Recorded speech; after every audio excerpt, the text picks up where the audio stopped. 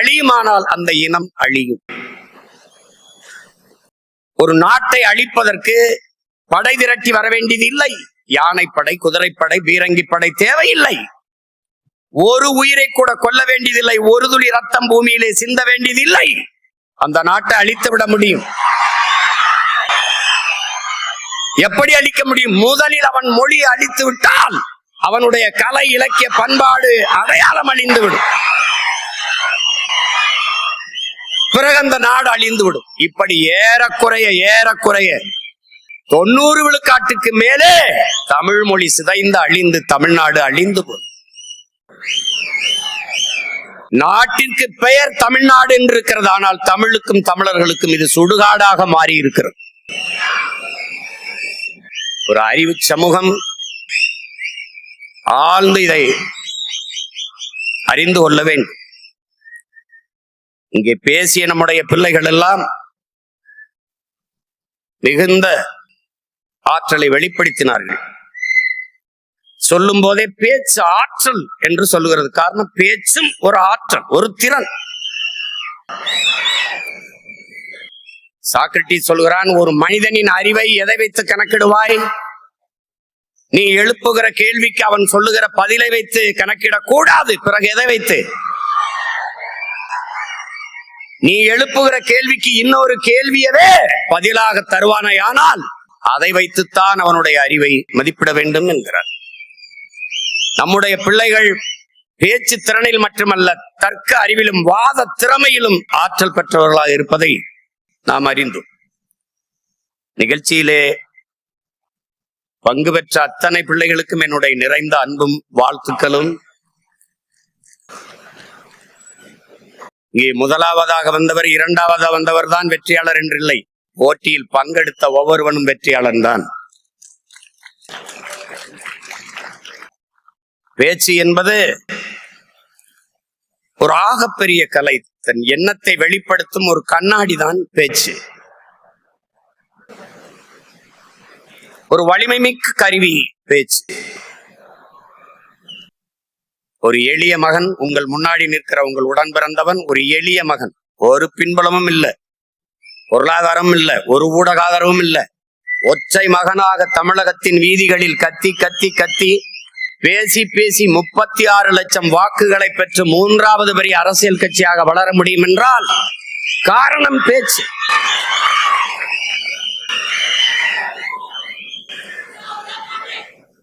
தமிழ் ஒரு பேச்சு மொழி அல்லது மூச்சு மொழி. மூச்சு மொழி, என் அன்பு பிள்ளைகளே, மூச்சு மொழி.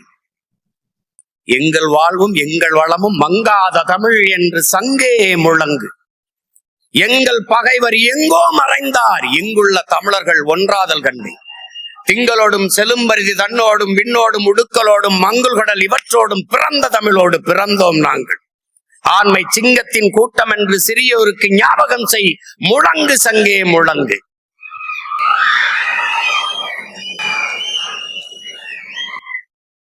வெங்கொடுமை சாக்காட்டில் விளையாடும் தோளெங்கள் வெற்றி தோள்கள்.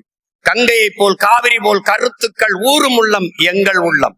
வெங்குருதி தனில் கமர்ந்து வீரம் செய்கின்ற தமிழ் எங்கள் மூச்சாம் என்று மூச்சுங்கிற தமிழ். அதாவது ஒரு பேச்சு மொழி அல்ல, அது மூச்சு மொழி. சொல்லுங்கள் என் அன்பு பிள்ளைகளே, சொல் தமிழா சொல். அதில் சொல்லுங்கள், நீங்கள் உலகத்தின் தலை சிறந்த இனத்தின் பிள்ளைகள் என்ற பெருமிதத்தும் திமிரோடும் சொல்லுங்கள். நாங்கள் தமிழர்கள், உலகிலே ஆகச் சிறந்தவர்கள். சூழியசீதர் சொல்றான், அடுத்தவன் எழுந்து உன் தகுதியை அறிவிக்கிற வரை காத்திருக்காதே, நீயே எழுந்து சொல் நான் ஆகச் சிறந்தவன் என்று. தமிழன் பெருமைக்குரியவன். காரணம், தமிழ் பெருங்குடியில் பிறந்ததனாலேயே தமிழன் பெருமைக்குரியவன் என்கிறார் புரட்சிப்பாவன். ஏன் எல்லோரும் மானுட நேயம் பேசிக் கொண்டிருந்த காலத்தில் தமிழன் உயிர்மை நேயம் பேசினான். பிறப்பு ஒக்கும் எல்லா மனிதருக்கும் என்று பிறப்பு ஒக்கும் எல்லா உயிருக்கும் என்றான். பகுத்துண்டு பல் உறவுகள் ஓம்புக என்று சொல்லாது, பகுத்துண்டு பல் உயிர்கள் ஓம்புக என்றான். உலகு உலகு உலகு என்று உலகம் தழுவி நேசித்து நின்ற மாண்பு கொண்ட மக்கள் தமிழர்கள் என்பதை சொல். தமிழா சொல், நிமிர்ந்து சொல். வாடிய பயிரை கண்ட போதெல்லாம் வாடினேன் என்கிறான் வள்ளலார் பெருந்தகை. பயிருக்கும் உயிர் இருக்கிறது என்று வாடி நின்றவன் நம் முன்னவன். காக்கை குருவி எங்கள் சாதி, நீல் கடலும் மலையும் எங்கள் கூட்டம். நோக்க நோக்க களியாட்டம் நோக்கும் திசையெல்லாம் யாமின்றி வேறில்லை என்கிறான் பெரும்பாவளன் பாட்டன் பாரதி. எல்லா உயிர்களையும் நேசித்து நின்ற உயிர்மை நேயர்கள் தமிழர்கள். அவன்தான் யாதும் ஊரே யாவரும் கேளிர் என்று இரு கரமும் விரித்து உலக மக்களை ஆறத் தழுவி நேசித்து நின்றவன் தமிழன். பாரடா உன் மானுட பரப்பை, மானுட சமுத்திரம் நான் என்று கூவு, விசால பார்வையால் விழுங்கு மக்களை என்றான் புரட்சி பாவலன் பாவேந்தன் பாரதிதாஸ். நீ ஒரு பேரன்புக்காரன், பெருமைமிக்க இனத்தின் மகன். உலகத்தின் முதல் மொழி உன் மொழி தமிழ் என்ற சொல்லை உறக்க சொல். சொல் தமிழா சொல். அவரவர் தாய்மொழியிலே பேசிக் கொண்டிருக்கிறார்கள். நாங்கள் அந்த மொழிகளின் தாய்மொழியில் பேசிக் கொண்டிருக்கிறோம். ஆங்கிலத்திலே 20 விழுக்காட்டு சொற்களை நம் தமிழ் கடன் கொடுத்திருக்கிறது. உலகில் எந்த மொழியின் துணையுமின்றி தனித்து இயங்கக்கூடிய உயர் தனிச்ச மொழி ஒரே மொழி உலகிலே உன்மொழி என் மொழி தமிழ். எல்லா மொழிகளிலும் இது மைக்குதான், நம்முடைய மொழியிலே இது ஒளி வாங்கி. எல்லா மொழியிலும் இது ஸ்பீக்கர், நம்முடைய மொழியிலே ஒளி பெருக்கி. எல்லா மொழியிலும் இது லைட், நம்முடைய மொழியிலே இது விளக்கு. எல்லா மொழியிலும் அது சேர், நமக்கு நாற்காலி. எல்லா மொழியிலும் அது லேப்டாப், நமக்கு மடிக்கணினி. எந்த மொழியின் துணையின்றி தனித்து இயங்கக்கூடிய உலகில் ஒரு மொழி உண்டென்றால் அது நம்முயிர் தமிழ் என்பதை என்னிலும் இளைய என் தம்பிதங்கள் அறிந்து கொள்ள வேண்டும். உன்னுடைய கொல் அவனுடைய கில், உன்னுடைய உடன் அவனுடைய எஸ்போர்ட் சடன், உன்னுடைய பேச்சு ஒரு எஸ்போர்ட் ஸ்பீச், உன்னுடைய பஞ்சு ஒரு எஸ்போர்ட் ஸ்பாஞ்சு, உன்னுடைய நாவாய் அவனுடைய நேவி, உன்னுடைய கட்டுமரம் அவனுடைய கட்டுமரம், நம்முடைய காசு அவனுடைய கேசு. பூரா நம்மகிட்ட இருந்து எடுத்து வச்சுக்கிட்டு அடுத்தவன் மொழியை அறிவென்று கருவது போல ஒரு அறியாமை உலகத்தில் கிடையாது. அவன் மொழியை எனக்கு அறிவாகும். ஆங்கிலம் அறிவல்ல, ஒரு மொழி. இங்கிலீஷ் நாட் நாலேஜ், லாங்குவேஜ் என்பதை அறிவு சமூகம் புரிந்து கொள்ளும். அது ஒரு மொழி, அவ்வளவுதான். ஒரு நிலைப்பாட்டை என் உடன் பிறந்தார்களே, என் உயிர் தம்பி தங்கைகளே, நாம் ஒரு நிலைப்பாட்டை கொள்ள வேண்டும். என்னது? உலகின் எம்மொழியும் கற்போம் நாங்கள் வாழ, எங்கள் மொழி தமிழ் கற்போம் எங்கள் இனம் வாழ என்ற கோட்பாட்டை ஏற்கும். எல்லா மொழிகளையும் கற்றுக்கொள்வோம், விரும்பினால் தேவை ஏற்பட்டால் கற்றுக்கொள்வோம். ஆனால் எம்முயிர் தமிழ் மீது உயிருக்கு மேலாக பற்றுக்கொள்ளும். இந்த அரங்கிலே எத்தனை சாளரங்கள், எத்தனை ஜன்னல்கள், அத்தனை ஜன்னல்களாக உலக மொழிகளை வைத்துக் கொள்வோம். ஆனால் நுழைவாசலாக இருக்கிற தலைவாசலாக எங்கள் உயிர் மொழி தமிழை வைத்துக் தாய்மொழி தெரியாது நீ என்ன கற்று கல்வியாளனா வந்தாலும் நீ அறிவற்றவன் தான். பெற்ற தாயை அடையாளம் தெரியலன்னா அவனை எப்படி மனுஷனா மதிப்பில? உலகில் தாய்மொழியில் கற்றவன் எல்லாம் படைக்கிறான் என் உடன் பிறந்தவனே, தாய்மொழியில் கல்லாதவன் பயன்படுத்துகிறான். உலகில் எல்லா நாடும் மேடினா இருக்கு. Made in Singapore, made in China, made in Japan, made in France, made in America. ஆனால் உன்னாடு மட்டும் மேக் இன் இந்தியாவா இருக்கு. மேக் இன்.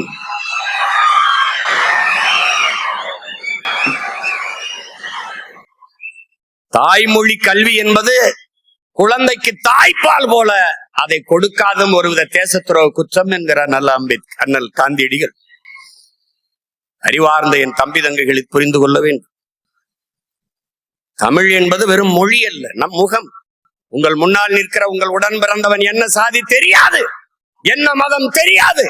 ஆனால் என் வாய் வழியே வருகிற என் மொழி தமிழ் என்னை அடையாளப்படுத்துகிறது. நான் தமிழன் என்று அடையாளப்படுத்துகிறது. அதுதான் என் அடையாளம்.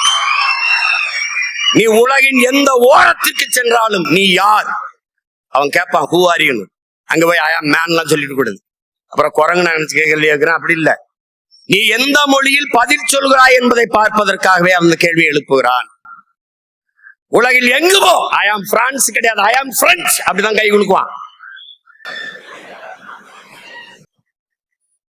இங்கிலாந்துக்கு போ, பிரிட்டனுக்கு போ, ஐ ஆம் பிரிட்டிஷ் கிடையாது, ஐ ஆம் இங்கிலீஷ் அப்படிதான் அறிமுகப்படுத்துவான். ஏன்னா அதுதான் அவன் அடையாளம். எழுதுங்கள் என் நெற்றியில் நான் இஸ்லாமியன் என்று இன்று முகமது தர்வீசும் விளக்கத்தை முன்வைக்கவில்லை. என் உடன் பிறந்தவனே, எழுதுங்கள் என் நெற்றியில் நான் அரேபியன் என்று. அப்படிதான் எழுதினான், அப்படிதான் முழக்கத்தை முன் வச்சான். அதுதான் நம்ம அடையாளம். அதை விட்டுறக்கூடாது. மொழி அழிந்தால் மொழியை பாதுகாத்த இனம் கடுகளவு இருந்தாலும் மொழியை பாதுகாத்த இனம் மலையளவு உயர்ந்து வாழுங்கிறான். மொழியை அழிய கொடுத்த இனம் மலையளவு இருந்தாலும் கடுகளவு சிறுத்து வீழுங்கிறான்.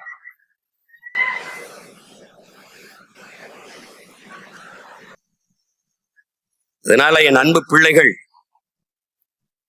தமிழ் படிச்சா வேலை கிடைக்குமா, தமிழ் படிச்சா சோறு கிடைக்குமா, அதெல்லாம் பேசக்கூடாது. தமிழ் வேலையும் சோறும் அல்ல, தமிழ் நமக்கு உயிர் என்பதை அறிவு வகுந்த தம்பி தங்கையில் புரிந்து.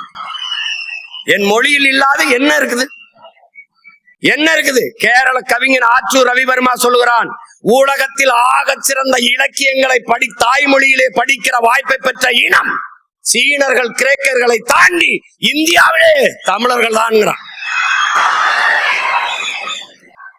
எல்லா சமயங்களுக்கும் காப்பியம் தந்த மொழி உன் தாய்மொழி.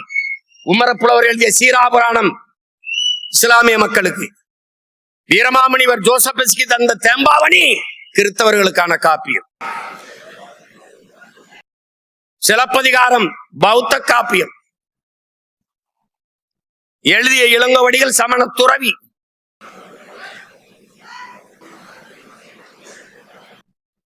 மணிமேகலை ஒரு பௌத்த காப்பியம், உங்களுக்கு தெரியும். மூவேந்தரையும் இணைச்சு, சோழ நாட்டுல பிறந்து பாண்டி நாட்டுல இறந்து சேர நாட்டுல தெய்வமாயி போனால் கண்ணகி பெருமாட்டி, 3 வேந்தரையும் இணைத்து ஒரு மாபெரும் காப்பியத்தை தந்தவன் இளங்கோவடிகள். இதுல என்ன இல்ல, பகுருளி ஆற்றுடன் பன்மலை அடுக்கத்து குமரிக்கோடும் கொடுங்கடல் கொள்ள வடதிசை கங்கையும் இமயமும் கொண்டு தென் திசை ஆண்ட தென்னவன் வாழி உன் வரலாற்று பதிவு செய்கிறான். மருங்கு வண்டு சிறந்த ஆர்ப்ப மணிப்பாட இது பொறுத்து கருங்கையில் கண்விழித்து ஒழுகி நடந்தாய் வாழி காவேரின்னு காவேரியை வரவேற்று பாடுகிறான் இளங்கோ. முல்லையும் குறிஞ்சியும் முறைமையில் திரியும் நல்லி எழுவிழந்து நில நடுக்கமுட்டு பாறை எனும் படிமம் கொள்ளுங்கிறான். எவ்வளவு பெரிய அறிவியல், எவ்வளவு பெரிய புவியியலை பாடுறான். முல்லையும் குறிஞ்சியும் மலையை அழிச்சு காட்டை அழிச்சிட்டீங்கன்னா நிலம் நடுக்குற்று நல்ல இயல்பை இழந்து பாலை எனும் படிமம் கொள்ளும். இன்னைக்கு என்ன ஆயிருது, ஒரு மலை இல்ல வெட்டி தின்ட்டான். அதுக்கு பேரு குவாரி. வாரி வாரி மலையும் மண்ணை அள்ளி திங்கிறதுனால அதுக்கு பேர் குவாரின்னு வச்சுட்டான். அறிவு சமூகம் சிந்திக்க வேண்டாமா? உன்னால் உருவாக்க முடியாத ஒன்றை உனக்கு அளிக்கிற உரிமை யார் தந்ததுன்னு கேட்கிறான் இயேசு மாஸ்டர். வளங்களை சுரண்டி கொழுப்பதையே வளர்ச்சி என்று கட்டமைத்தவன் யார், கற்பித்தவன் யார்? காட்டை வெட்டி அழித்தால் நட்டு வைத்து விடலாம், தண்ணீரை உறிஞ்சி வைத்தால் தேக்கி வைத்து விடலாம். ஆனால் மணலையும் மலையையும் யார் உருவாக்குவது? இயற்கையின் அரும்பெரும் கொடை. மழை இல்லாத நிலம் பாலைவனமாகி விடும்ங்கிற அந்த அடிப்படை அறிவில்லாதவர்களுடைய ஆட்சியை கொடுத்து விட்டு அல்லாடி கொண்டிருக்கிறோம்.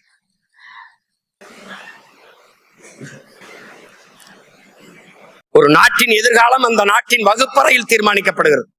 ஒரு நாட்டின் நலன் என்பது அந்த நாட்டின் ஒவ்வொரு வீட்டின் சமையலறையில் தீர்மானிக்கப்படுகிறது.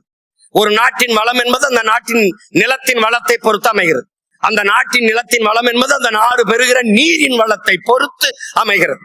அந்த நாட்டின் நீரின் வளம் என்பது அந்த நாடு பெறுகிற மழையின் வளத்தை பொறுத்து அமைகிறது. அந்த நாட்டின் மழையின் வளம் என்பது அந்த